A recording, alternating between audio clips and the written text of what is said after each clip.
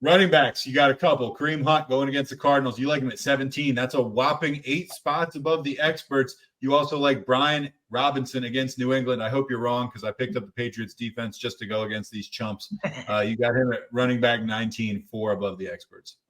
Yeah, Kareem Hunt, he gets so disrespected. Again, 8 spots above the ECR, and yet his last 3 weeks, even with Jerome fully healthy for 2 of those weeks, the running back 10, the running back 11, the running back 16, 15, 15, and then 13 points. He scored a touchdown in every single one of those weeks, though, and that's because he's getting the most valuable touches you can ask for in a backfield, the touchdowns and the receptions. He's locked into that role right now, and now he gets that role against an Arizona team, giving up the 3rd most points to backs, consistently getting bludgeoned on the ground. Huge fan of Kareem Hunt, the role he has. He just looks like he's got a little bit more juice than he had last year, too, and a great matchup. Big fan of Kareem Hunt.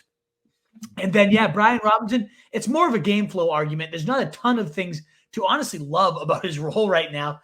In positive scripts, though, he gets fed. And I think this is going to be one of the few times we actually see them in a positive script because the Patriots just flat out suck. And then they've lost their best offensive player right now, and Kendrick Bourne, which, again, tells you how bad they've just been all year. So I imagine that the Commanders could build a lead, try to bleed the clock out.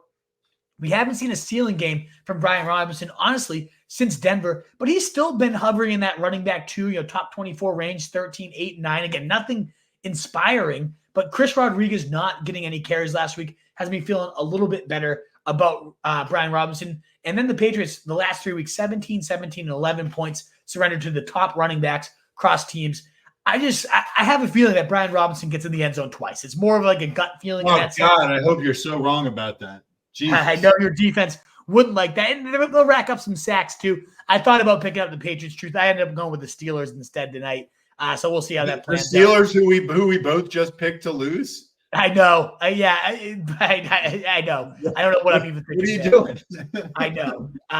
But, I just think both these guys ranked as like fringe top RB2s are very solid RB2s. In particular, Kareem Hunt. I don't understand how he's ranked as the running back 25. Well, he's been a top 13 guy for 3 straight weeks. It makes no sense to me. You're all over the place with your Brian Robinson, 2 touchdowns, and then going with the Steelers defense, who we both picked against in the opening of this program. And we picked the over. So we think there's going to be a bunch of points scored. I know. Yeah. That's why I said at the beginning of the program, I kind of want to go backwards and pick up a new defense. So I might have to do that live. We'll see. You better do it in the next 40 minutes or whatever. Yeah. All right.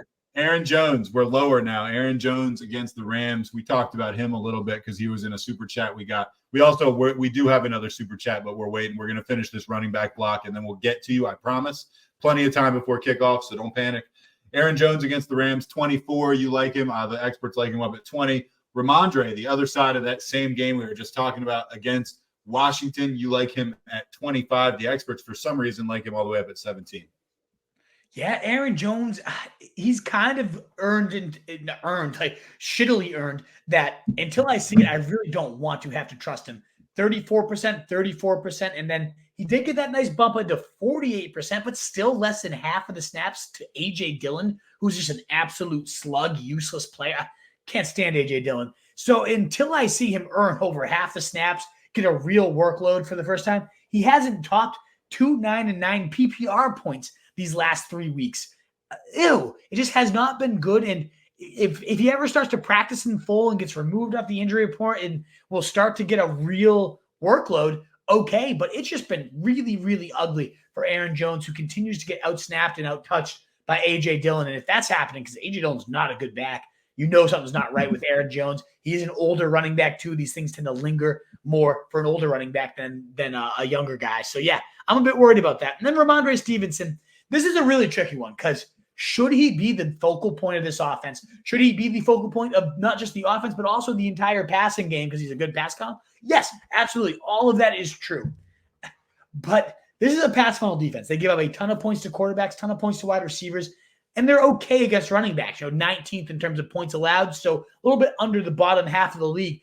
And so we have to assume rational coaching, and with the entire NFL, but especially the Patriots, assuming rational coaching is very difficult to do. We're seeing Rhamondre Stevenson play right around 60% or so of the snaps and see about 50% of the carries because Zeke is now seeing 40% or more each and every week.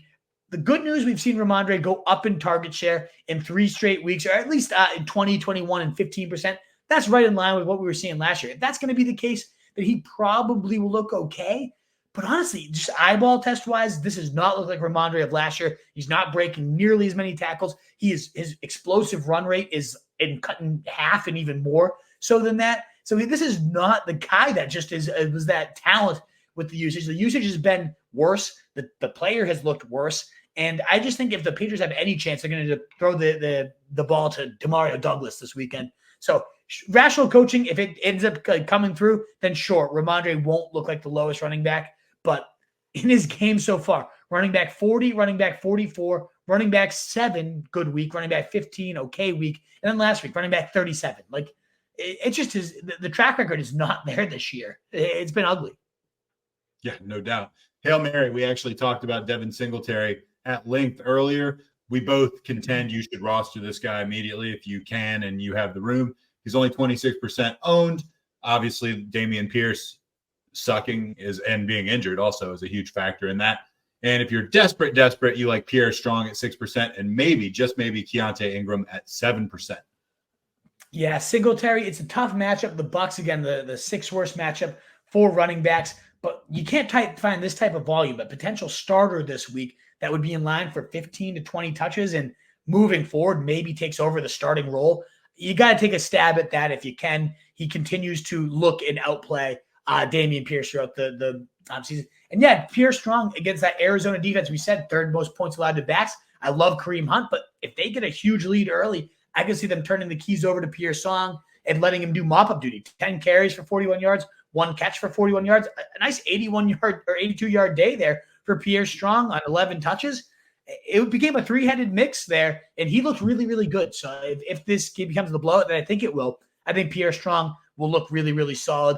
But if you miss on him and you're desperate for volume, under 10% owned, Keaontay Ingram, that's it more so if DeMarcado misses. I don't think Ingram's good. I don't think the matchup's good. I don't think you're going to get a lot out of it. But if you need like 10 carries at your running back position, he's probably going to get it to you under 10%. I have a league where I'm like starting Rico Dowdle, for example, in my bye week. So in that case, yeah, I guess I might go to Keaontay Ingram and hope for like 12 carries and see what he does. What is up, you fantasy wolf? Thanks so much for tuning in. If you haven't already, share your thoughts in the comments, check out some more videos, and join the newest Wolfpack by subscribing below.